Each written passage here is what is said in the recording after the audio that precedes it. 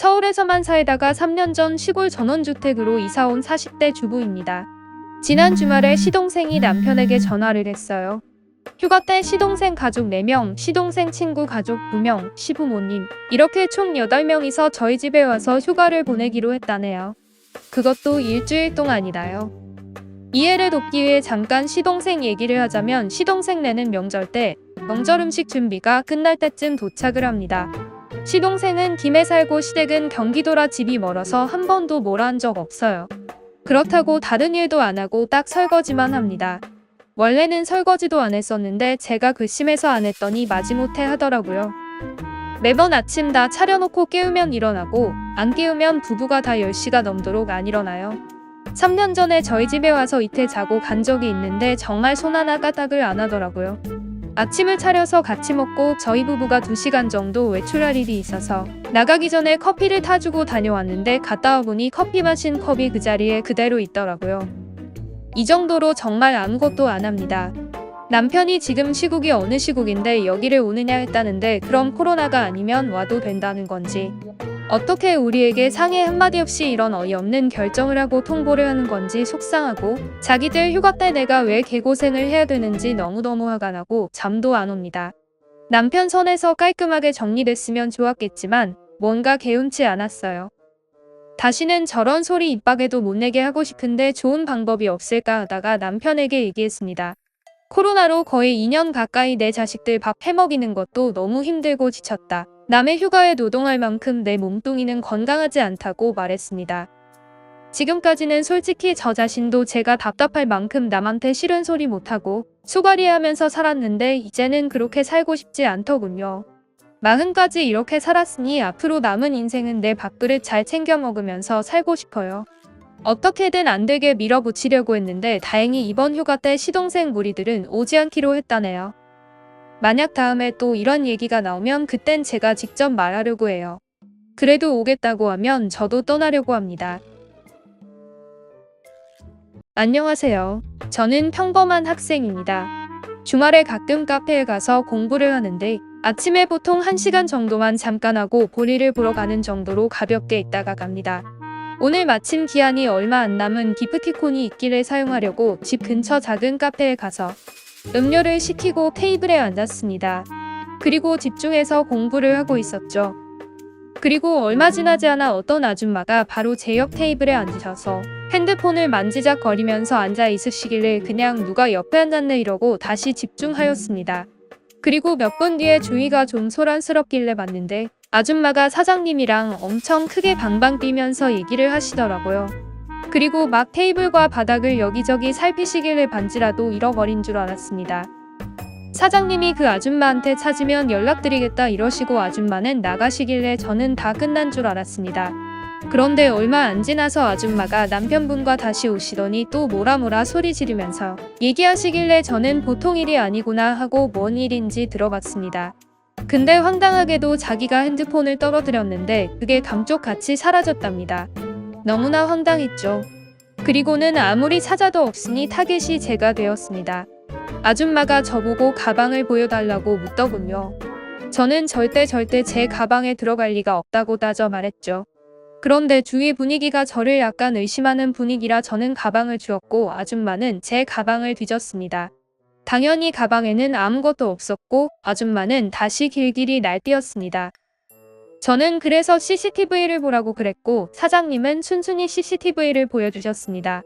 저는 보지 못했습니다만 신기하게 들고 있던 핸드폰이 떨어지더니 어디론가 사라져 버리길래 사장님이 정말 신기하네 이게 어디로 간 거야? 이런 식으로 말씀하셨습니다. 그리고 아줌마는 다시 제 가방을 또 보자면서 제가 아니면 이게 사라질 리 없다는 식으로 몰아가더군요. 솔직히 100번 양보해서 의심할 순 있겠다 생각은 했습니다.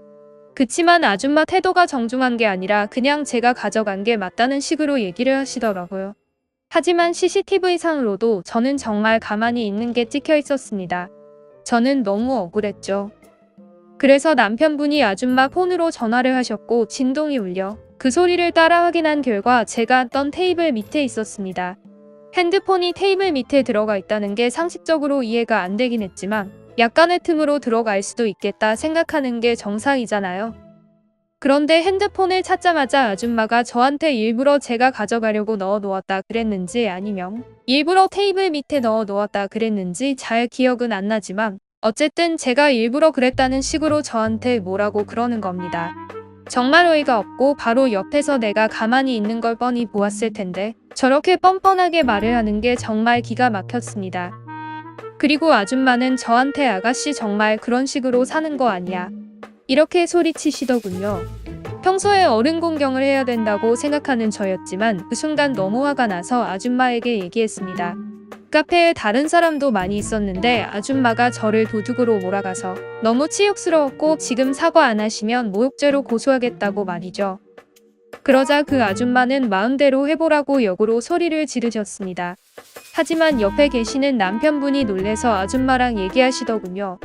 진짜 모욕죄로 신고당할 수도 있다고 말이죠. 그제서야 아줌마는 당황해 하시면서 저에게 사과를 하시더군요. 남편분도 같이 말이죠. 그렇게 내키지는 않았지만 아줌마의 사과를 받았습니다. 그때는 제가 무슨 용기로 그런 말을 했는지 모르겠지만 그때 만약 아무 말도 못하고 넘어갔다면 후회했을 것 같은데 지금 생각하면 참 잘했다고 생각합니다. 다음에 또 이런 일이 생기면 더 확실하게 얘기하려고요. 저 같은 피해자가 또 생기면 안 되니까요. 어느 주말 오후 마트에 가면서 주차된 벤츠를 보았습니다. 그 벤츠는 보도에 너무 가깝게 주차되어 있었고 휠은 엉망진창일 정도로 상투투성이었습니다. 특히 뒤쪽 휠은 더 엉망이었고 매우 여러 번 같은 실수를 반복했던 것 같았죠. 자세히 보니 타이어와 휠이 보도에 아예 눌려 있었습니다. 비싼 차인데 운전 참 못하는 아줌마겠지 생각하고 마트에 갔습니다. 그런데 마트에서 장을 타보고 돌아오는 길에 뭔가 울컥하는 장면을 목격했습니다. 중년 아저씨가 아버지로 보이는 노인을 차에서 휠체어로 정성껏 모시는 장면이었죠. 그 앞은 정형외과 병원이었고 간호사가 나와서 중년 아저씨를 도와주시더군요.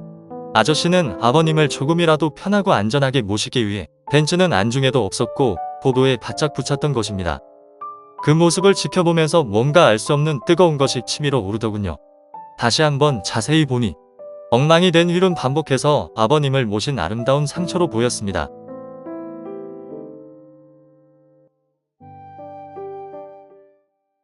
안녕하세요. 30대 여자입니다. 얼마 전 집들이로 지인 부부와 8살 아이가 방문했습니다. 저희 부부는 취미가 공포물 관람이고 그에 관련된 굿즈나 인형을 모으고 있습니다. 누가 보면 무서워하거나 혐오스러워할 것 같아서 공포 관련 물건은 따로 방에 뒀습니다.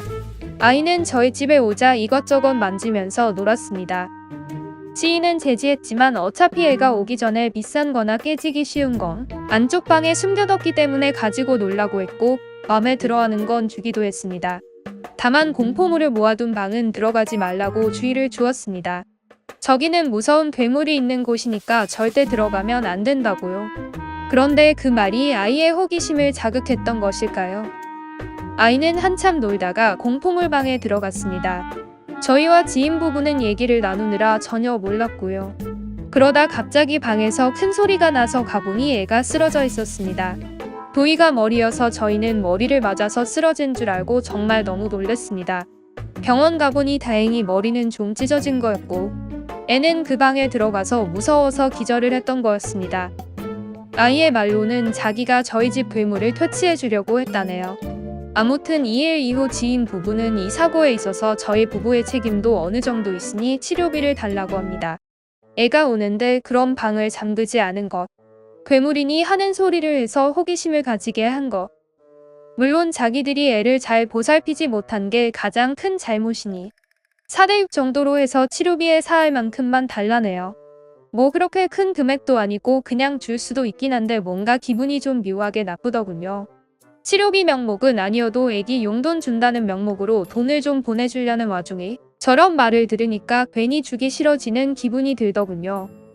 그래서 저는 지인 부부한테 아이한테 분명히 들어가지 말라고 얘기를 했고 본인들의 아이였으면 본인들이 잘 봤어야지. 이렇게 집에 초대한 사람한테 책임을 분배하는 게 어디 있냐면서 따졌더니 아무 말도 못하더군요. 결국 지인 부부는 저희에게 사과를 했지만 마음이 편하지만은 않네요.